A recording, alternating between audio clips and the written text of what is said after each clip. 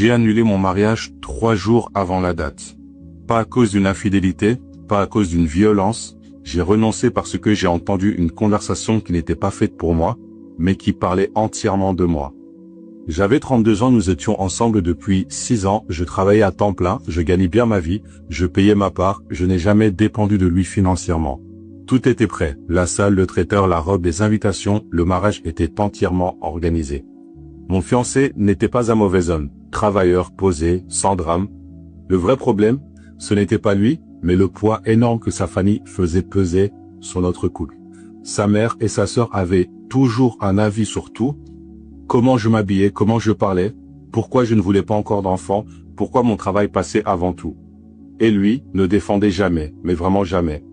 Je me disais que c'était normal, que c'était juste des remarques maladroites. 3 jours avant le mariage, je suis passé chez sa mère sans prévenir pour récupérer des papiers. Il était dans la cuisine avec elle et sa sœur, il ne savait pas que j'étais là.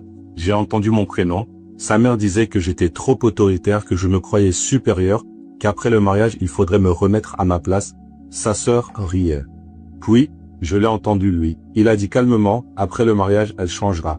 Le mariage va la recadrer, elle baissera sa garde, là, elle se sent en sécurité mais ça ira. Il l'a dit sans colère, comme un plan, comme quelque chose de logique. Je ne suis pas entré dans la cuisine, je n'ai rien dit, je suis reparti. Je n'ai pas dormi de la nuit, le lendemain j'ai tout annulé.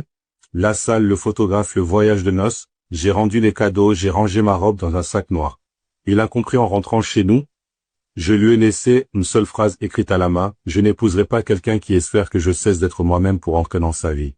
Il m'a appelé plus de 20 fois, je n'ai jamais répondu. Sa famille m'a traité d'exagéré, d'immature, disant que j'avais tout gâché.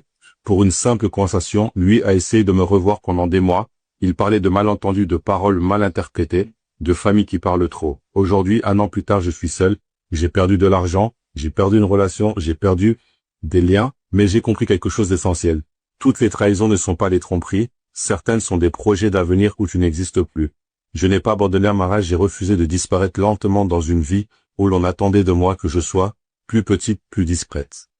Franchement, j'ai envie de dire chapeau à la femme. J'ai envie de dire chapeau d'être parti parce qu'une personne qui veut te changer et qui a une espèce de plan pour que tu ne sois plus la même personne, franchement, elle a bien fait de partir. Je sais pas ce que vous en pensez. Est-ce qu'elle aurait dû attendre? Est-ce qu'elle a mal compris? Est-ce que je sais pas? En tout cas, moi, pour ma part, je dirais qu'elle a très bien fait d'être partie. Dites-moi un peu ce que vous en pensez.